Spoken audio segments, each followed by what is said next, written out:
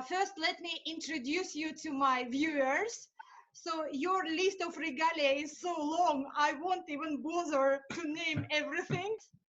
You are a Yeah, qualified yeah, psychologist, which is already yeah, makes you very interesting person. You have been with Toastmasters International for many years, more than a mm. decade, right? Um, do you know, it probably is. Yeah. I, And I don't, please I'll correct have to me if check. I'm wrong. I know that you are engaged quite closely with at least three clubs, which Yeah, yeah, one of them is Cornerstones Advanced Speakers Club. The other yeah, one is Luton Speakers, right? You yeah, are a coach there, and yeah. also, of course, you are a member of Berkhamsted Speakers, where at the Yes, time I was a member too, and you were then my beloved president. I yes, at remember the this, time. that you run your own workplace practice or something, Yeah, workplace consulting practice. So consulting that's practice. Yeah. about, yeah, it's about helping people make better use of their workspace, making it more productive, better for well-being, and so on. So, Right. And also, you are on top of it a lecturer at one of the leading British universities called uh, yes, University College London. My son that's right. did his foundation course at UCL, so I'm quite All right. familiar with that institution. Why I decided to ask you for an interview, because you said I'm preparing a blog about COVID from a perspective of psychology. So I found it quite interesting. And do you know what about complaining about COVID? That's my biggest complaint. I had 4 conferences set up around Europe where I was being paid to speak there, professional speaking, and of course Uh-huh. they've all been cancelled.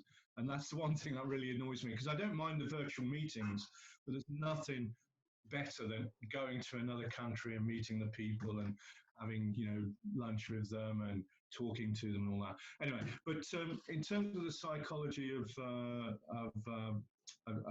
lockdown and coronavirus, I think most of us know it, but it's about substituting what you would be doing in normal life with virtual meetings, for example, virtual quizzes. There's virtual pubs now. So trying to substitute your normal social activity with online activities is the best we can get, and also look for other things. This is a great opportunity to learn new skills. Go online and learn. Do an online course. My wife's doing online yoga. You can spend this time doing more reading because a lot of us read less now. We tend to browse social media, but why not read? We can learn new skills. I mean, I'm spending a lot more time in the garden doing all that DIY that I didn't want to do. Sorting the garden out, building things, making things out of wood, whatever. There's lots of activities to substitute, but I think what's important is to plan those activities so you've got something to look forward to. So in your diary, have these regular activities. So I'm going to call someone, I'm going to meet someone online, I'm going to do this. So there's something to look forward to, there's something to get up to do, and it creates a routine. I'm still working, so a good thing is to have regular online meetings at 9 o'clock in the morning. So it gives, I've got to get up, I've got to look presentable in front of my colleagues. It's a purpose. We all need purpose in life. And to be honest, that's what work gives us more than anything. It gives us purpose. So you have to substitute that with other things right now. Can you tell me what's happening now in the UK from the psychologist's point of view? Well, as I say, I think what concerns me most about the UK at the moment is that we are in social isolation, social distancing mode. It's not, people are calling it lockdown, but it's not full lockdown. We're still allowed to go out. We can go out for an hour of exercise. We can go out for shopping. And so on. I think what really concerns me right now is people are abusing that. So we're still seeing people going to parks in large groups. And my biggest fear is the government will say, actually, looking at the forecast, the UK forecast of potential deaths due to COVID, it's complete lockdown. And I think this weekend, of course, is Easter weekend, and it's a beautiful day out there. And I think if people abuse it this weekend, then the government's going to have to step in. No one's immune to this virus. Boris he's out of intensive care, but he was taken to hospital. Our Minister of Health was taken to hospital. So no one's immune to this virus. It affects some people more than others. But that's my biggest fear, is that play the game, abide by the rules, go out once a day. Take advantage of that. Otherwise, stay home, enjoy your family, enjoy your garden if you've got one, enjoy talking to people online and so on. Mm-hmm. So how do you feel, how the society in general, what is like main trends in mood of people? Are they depressed, sad, or I don't know, confused?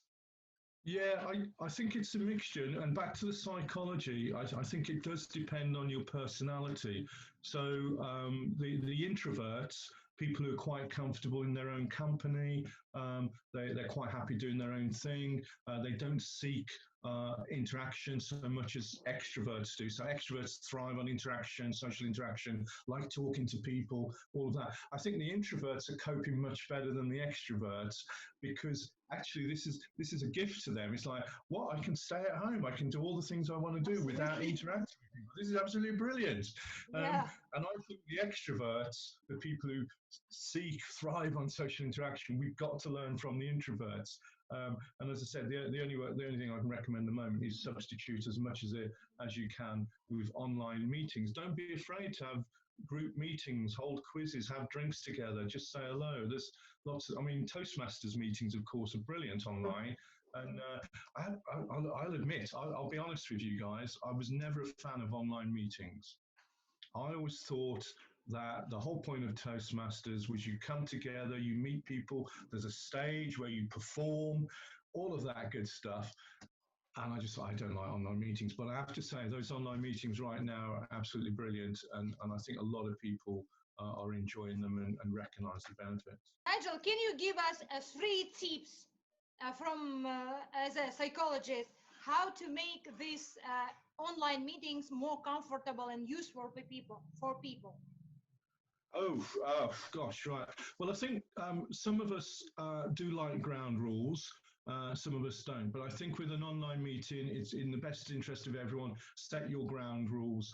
Let people know when they can speak, when they can't speak. I think make good use of the chat box, because some people might still want to have those little chats and talk to people. So whilst they can't do it on the screen, let them do it through the chat box, because you can talk to individuals as well as to the whole group. So use that as your means of having the little side conversations and everything.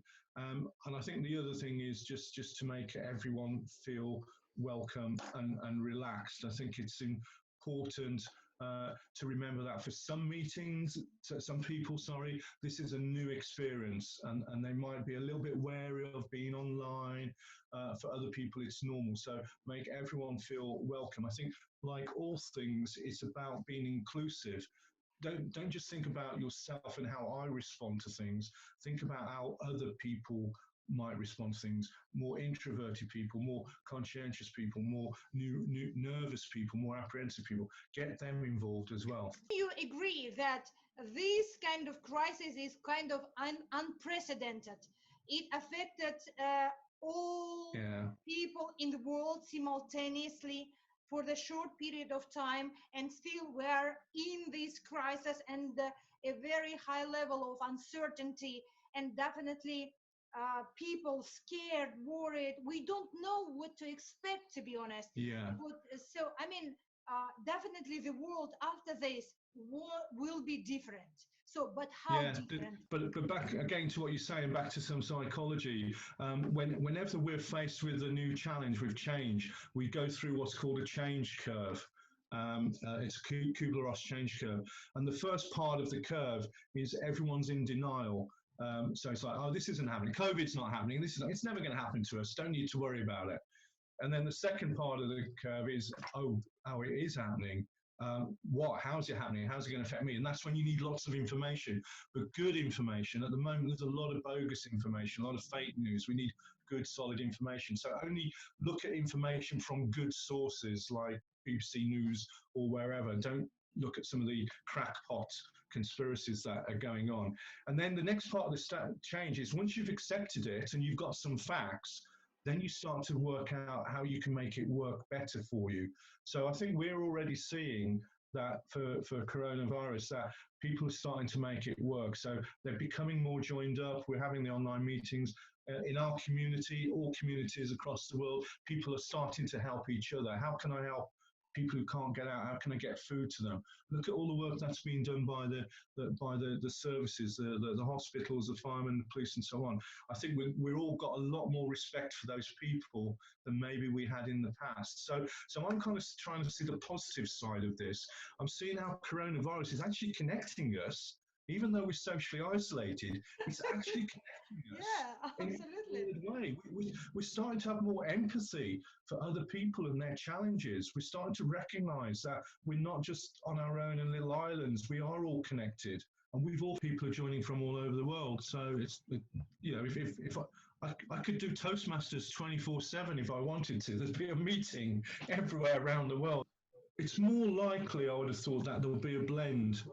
So Cornerstone communicators, the way we work is we have one face-to-face meeting and one online meeting every month, and we've always done that.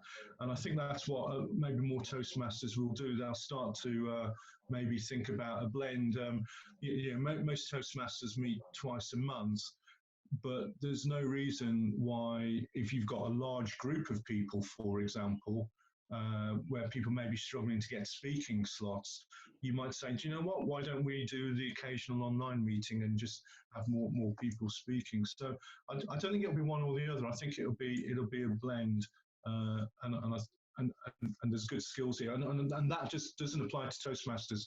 That applies to work in general. I mean, I have to go to meetings occasionally for a 1 hour meeting, and it takes me 2 hours there and 2 hours back.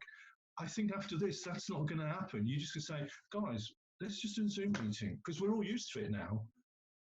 Well, I think I was looking at some figures from a university in America, and they reckon the peak, we're about to enter the peak in the next week or so.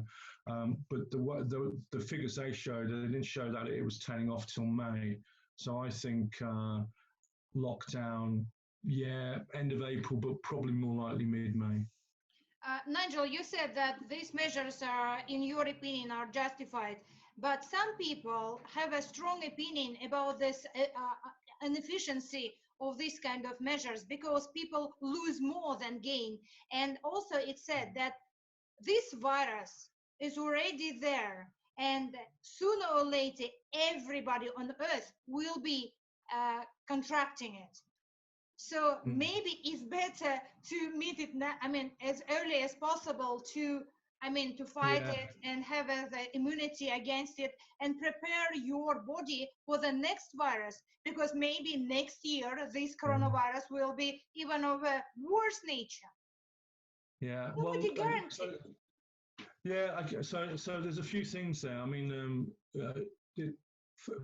flu in the UK, the normal flu, and it's not as contagious as COVID-19, but normal flu has in the past caused, I think it was 2014, we had 28,000 deaths in the UK through one flu virus.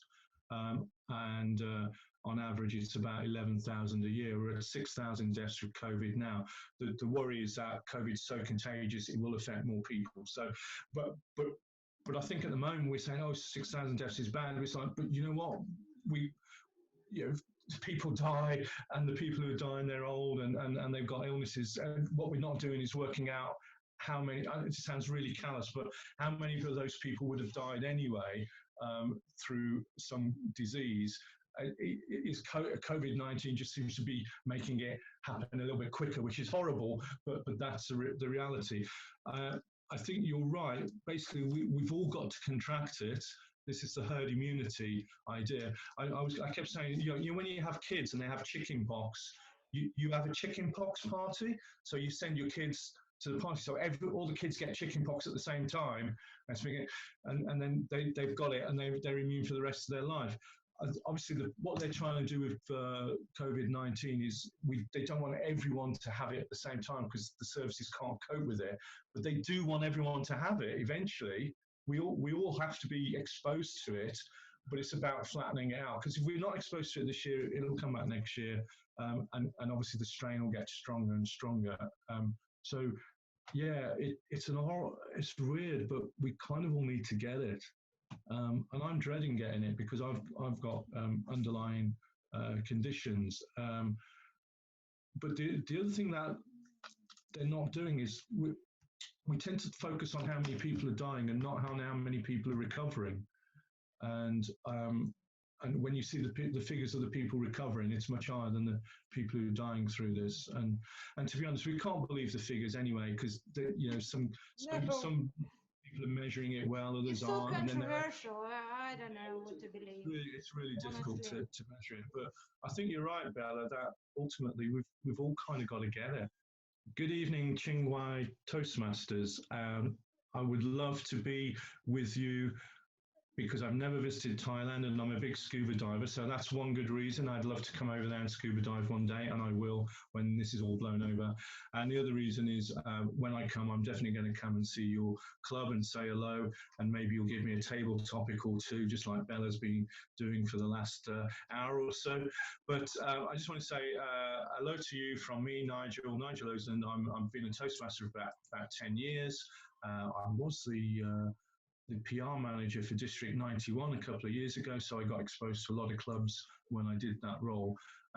Enjoy the online meetings. I think the brilliance of Toastmasters moving to online meetings is we can all still stay in touch, stay in contact, and practice our speaking and presentation skills. So have a good evening.